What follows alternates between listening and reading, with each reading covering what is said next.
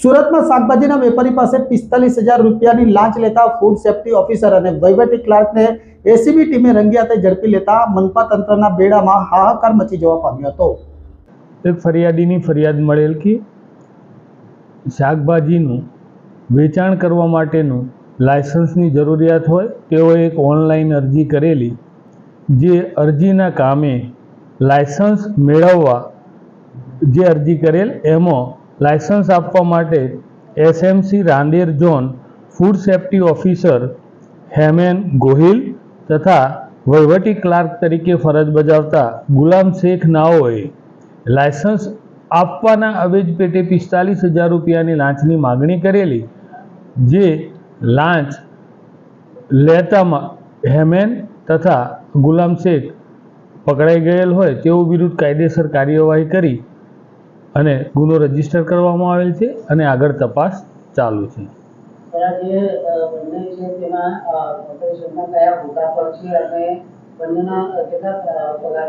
હેમેન ગોહિલ જે food safety officer food inspector તરીકે ફરજ બજાવી રહેલ છે, જેમનો પગાર 1,05,000 રૂપિયા છે, તેમજ ગુલામ શેખ એ વહીવટી ક્લાર્ક તરીકે ફરજ બજાવે છે અને એમનો પગાર 35,000 રૂપિયા છે।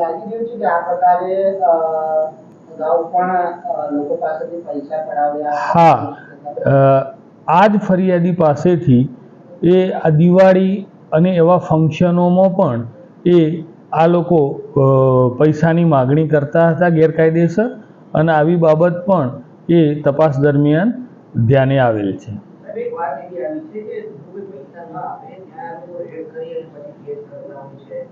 હા, આ જ ફરિયાદીએ એ વસ્તુ પણ ફરિયાદમાં એમને પોતે ધ્યાને મૂકેલી છે અને ભવિષ્ય આવું કંઈ પણ હશે તો આવી જે બાબતો તપાસ દરમિયાન અમારે ધ્યાને આવશે તે તમામ મુદ્દે અમે તપાસ કરીશું।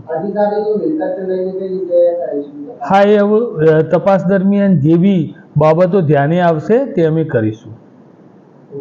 સર, આ ફરિયાદીએ કેટલો ટાઈમ પહેલા અરજી કરી હતી ને એને અરજીનો નિકાલ નહીં થતો હતો?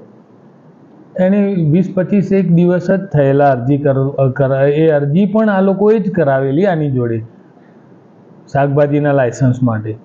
શાકભાજી વેચવું હોય તો એના માટે બી લાયસન્સ? હા, એટલે આ લોકોએ અરજી કરાવેલી, બાકી જનરલી ઘણા લોકો એવું કોઈ શાકભાજીનું લાયસન્સ લેતા નથી હોતા સામાન્ય, પણ એમ કે ફૂડ સેફ્ટીને ધ્યાને રાખી અને આ હેમેન તથા ગુલામે આની પાસે અરજી કરાવેલી।